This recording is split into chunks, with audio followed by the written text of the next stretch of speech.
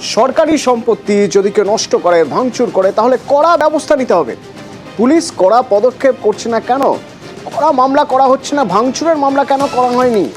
বিচারপতির প্রশ্ন পুলিশকে। কোন ঘটনার প্রেক্ষিতে জানতে চাইবো। আদালত চত্বর থেকে আমার সঙ্গে রয়েছেন অর্ণব। দেখো, মালদার পুকুরিয়া গ্রাম পঞ্চায়েতে সেখানে একটি আবাস যোজনাকে ঘিরে একটি বিক্ষোভ প্রদর্শন হয় এবং সেখানে সরকারি সম্পত্তি, মূলত পঞ্চায়েত অফিস ভাঙচুর করা হয়, সরকারি সম্পত্তি নষ্ট হয়।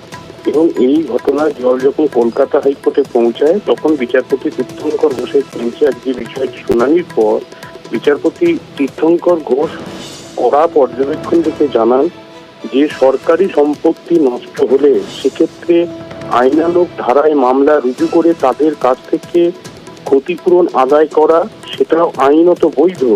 তাহলে কেন যে রাজনৈতিক দল বা কর্মী সমর্থক হোক না কেন, তারা যদি আন্দোলন করতে গিয়ে সরকারি সম্পত্তি ভাঙায় মদত দেয়, তাদের বিরুদ্ধে পুলিশ কড়া পদক্ষেপ করছে না, আইনানুগ পদক্ষেপ করছে না? এরপরে বিচারপতি তীর্থঙ্কর ঘোষ তিনি জানান যে রাজনৈতিক দলই সম্পত্তি ভাঙচুর করুক না কেন, তাদের বিরুদ্ধে যথাযথ ব্যবস্থা নিতে হবে। এবং কেন এখনো পর্যন্ত এই মালদার পুকুরিয়া গ্রাম পঞ্চায়েতের ঘটনায় উপযুক্ত ধারা যুক্ত করা হয়নি এবং সরকারি সম্পত্তি নষ্টের মতো ধারা কেন দেওয়া হয়নি, তা পরবর্তী মামলার শুনানিতে আদালতকে রিপোর্ট আকারে জানাতে রাজ্যকে নির্দেশ দেওয়া হয়েছে। 1 মাস পর ফের এই মামলার শুনানির জন্য আসবে। ধন্যবাদ।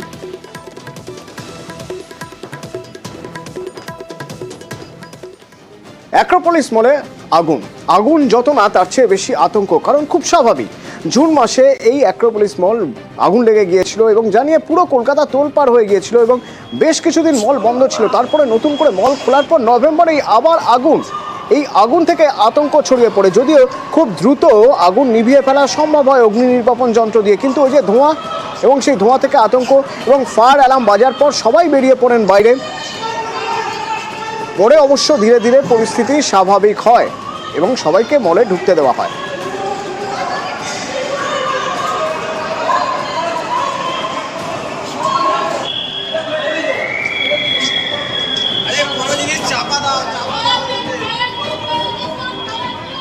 আমরা যখন ডেলি ডিউটি জয়েন করার জন্য এলাম, তো আমাদের সিকিউরিটি পয়েন্ট থেকে আটকানো হলো, দেখলাম চারদিকে মল বন্ধ আছে।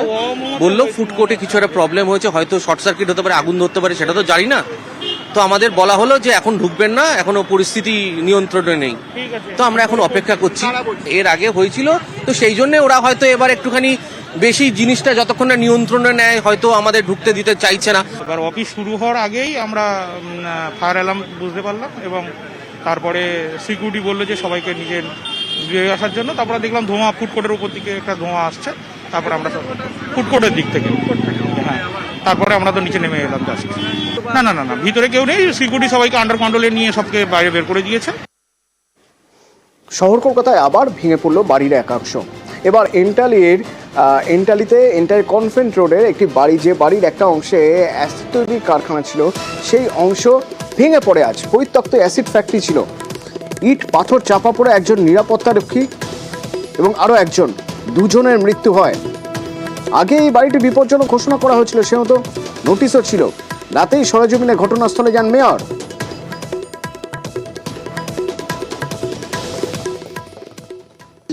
না, এখন পর্যন্ত কোনো যোগাযোগ কিছু করিনি আমার সাথে।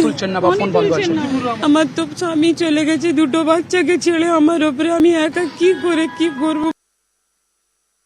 বিল্ডিং মেটেরিয়াল সব কালেক্ট করে দিয়েছি, ল্যাব টেস্ট হওয়ার পরে মোটামুটি ফাইনালটা জানা যাবে। কোলাপস হয়ে গেছে ভেতরে একটা পোর্শন, একটা ছাদের একটা পোর্শন কোলাপস হয়ে গেছে, একতলা যে ছাদটা টিনের শেডে, তার নিচেটা ক্লস পড়ে গেছে। সেটা টেস্ট করে আমাদের ল্যাব টেস্টে পারলাম। এটা অনেক বছর পরিস্থিতি, সেটা বলা যাবে না, চোখে দেখে বলা যাবে না। ওনারা এখানে থাকতেন বলতে যে একজন এখানে সিকিউরিটির কাজ করতেন, তদারকি করতেন আর কি, আর একজন ও খুঁড়তো ভাই। অ্যাকচুয়ালি বাড়ি হচ্ছে তপসিয়া সাপগাছি। দেখুন, থানা থেকে বলা হয়েছে যে আপনারা যদি কেসটা না নিতেন তাহলে আমরা নিতাম, মানে এন্টালি থানাটা কেসটা নিত, কিন্তু ওনারা তো নিলে হবে না, আমাদের সেই স্টেপগুলো তো নিতে হবে। কালকে রাতে আমরা যখন এসে কথাবার্তা বললাম, ওনারা বললেন যে আপনারা এত উত্তেজিত হবেন না, আমরা লোকাল থানা রয়েছি, আমাদের এখানে পার্টি অফিস রয়েছে, ওনারা এই স্টেপগুলো নেবেন, কিন্তু এখনো পর্যন্ত আমরা কোনো রকম স্টেপ দেখতে পাইনি। থানাটাও খুব কঠিন আছে, খুব সাবধানে ভাঙতে হবে সেসব ব্যবস্থা করছে।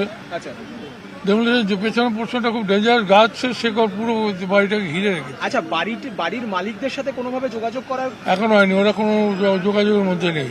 ওদের ডেড বডি হ্যান্ড ওভার যাতে করে পুলিশকে বলে দিলাম, ওরা অসহায় হয়ে আছে, ওদের ফ্যামিলি আর্নিং মেম্বার এভাবে মারা গেছে, ন্যাচারালি ওর কম্পেনসেশনের মধ্যে ভাবতে হবে।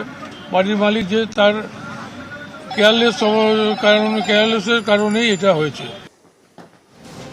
কসবার কাউন্সিলর সুশান্ত ঘোষের উপর হামলার ঘটনায় এবার আরও গুরুত্বপূর্ণ একটি তথ্য বেরিয়ে এলো। সেদিন যে ছবি আমরা দেখেছিলাম, যে ক্লোজ সার্কিট ক্যামেরার ফুটেজ আমরা দেখেছিলাম, সেই ক্লোজ সার্কিট ফুটেজের ক্যামেরা দেখা যাচ্ছে যে স্কুটি থেকে হামলাকারী এসে বন্দুক তাক করছে সুশান্ত ঘোষের দিকে, ওই স্কুটি বা ওই স্কুটার সেটা একটা সেকেন্ড হ্যান্ড স্কুটার। এবং সবচেয়ে গুরুত্বপূর্ণ তথ্য হলো যে ওই স্কুটারটি নাম্বার প্লেট ভুয়ো, অর্থাৎ ওই স্কুটার ক্লোজ সার্কিট ক্যামেরার ফুটেজ দেখে ওই স্কুটার চিহ্নিত করে সেই স্কুটারের নাম্বার প্লেট যখন পোর্টালে খুঁজতে যাওয়া যাচ্ছে, তখন পুলিশ দেখছে যে আদৌ ওই নাম্বার প্লেটে ওই নাম্বারে কোনো স্কুটার নেই, এটা সেকেন্ড হ্যান্ড স্কুটার এবং সেই স্কুটারের নাম্বার প্লেট বদলে দেওয়া হয়। এই স্কুটার সেকেন্ড হ্যান্ড কিনেছিল আফরোজ এবং তারপর সে তার নাম্বার প্লেট বদলে দেয়। কোথা থেকে বিক্রি করা হয়েছিল, কে বিক্রি করেছিল, এবার তাদের জিজ্ঞাসাবাদ করছে পুলিশ।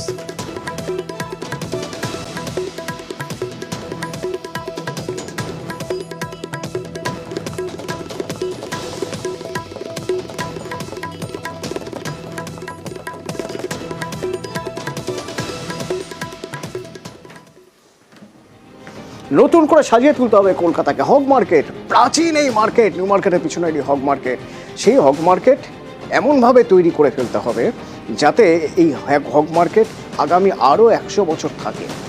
কলকাতা পুরসভা সেই ভাবনা চিন্তাই করেছে এবং যাতে ভূমিকম্প হলেও হগ মার্কেট কোনো রকমভাবে ক্ষতিগ্রস্ত না হয়, একটা সিসমিক ব্যান্ড তৈরি করা হবে, তার উপরে তৈরি হবে নতুন হগ মার্কেট।